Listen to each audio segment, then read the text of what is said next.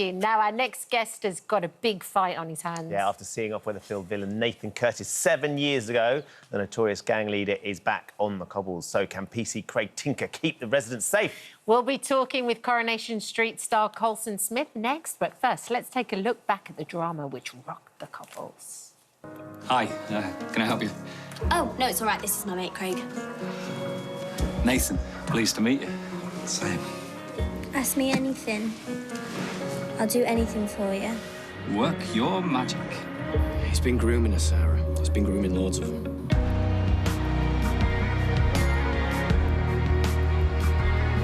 Wish she'd never gone near him or his stupid tanning salon. Tanning salon.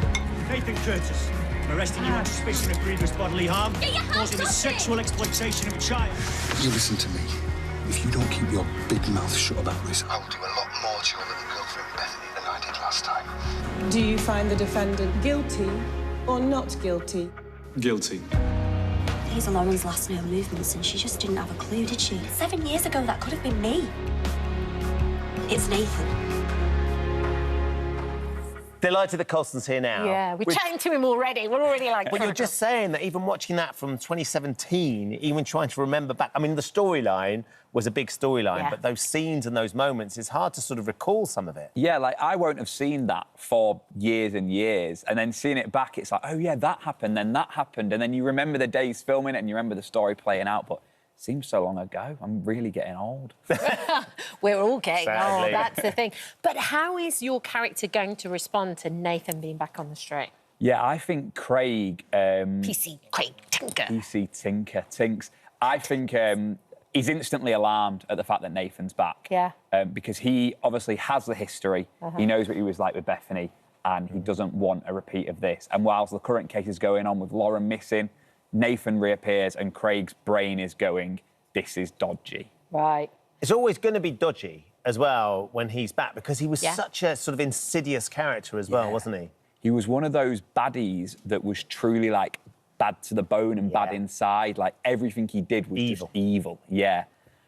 So I think Craig instantly wants to get this investigated to work out if Nathan is the reason that Laura's missing, because Craig knows that Roy's got nothing to do with it, sort of thing. So do you think Nathan is linked to the Roy Cropper story? I think that's what Craig wants to investigate, you know, and obviously Bethany's kind of going to Craig for this information, and Craig's job is to go, I can't tell you anything, I couldn't possibly, and then he tells her absolutely everything. So, to be fair, you're being much more guarded than Tinker is himself. Yeah, really, yeah. And it's fascinating, that, isn't it, watching that character play out, because he's got to do his job properly, but he also wants to be everyone's friend. He wants everybody to feel like they're sort of, they're his mate. Yeah, I'd say Craig Tinker is everyone's friend in high power.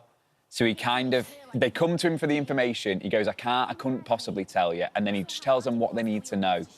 Yeah, because he seems to be revelling in this kind of power that he's got at the moment. He's quite enjoying the level of gossip and, like, having everybody come to him. Yeah, because he isn't the best copper. But the one thing he gets from being a copper is he gets to know little bits that he's not meant to... Well, that he is meant to know that other people aren't. Yeah. So he kind of just goes and just tells them little bits to help them on their way, and he just lets everyone off, doesn't he? If someone gets done on the street, if Craig knocks on the door, they're like, well, I know I'm not in trouble. I'll be fine now. I'm getting away with this, aren't I? It's only Craig. Come on, Tink, sort me out. We'll be fine.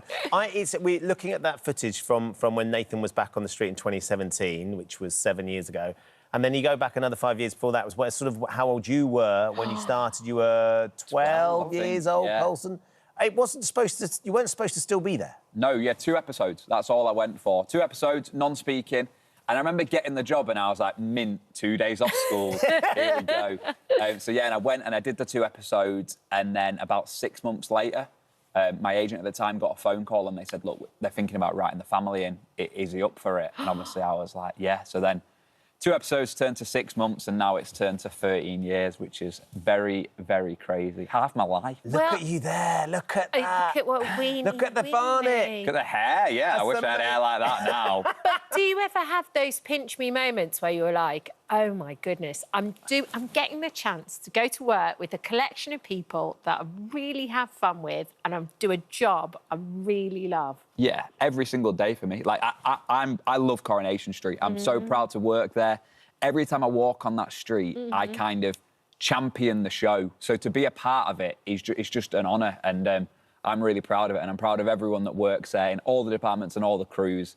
So yeah, I feel completely lucky. What was it like then, Colson, when you step away from that world that you know, the professional world that you know and you love and you feel safe, and you go into a world like Big Brother? Because that was quite a sort of experience for us to sit and watch. What was it like for you in there? Yeah, it was weird, because obviously Corrie has been my safety. That has been my life for 13 years, and to step away from it and do something else, and to not be Craig Tinker, to be Colson Smith. It's like so different, so exposing. And quite an unnatural feeling.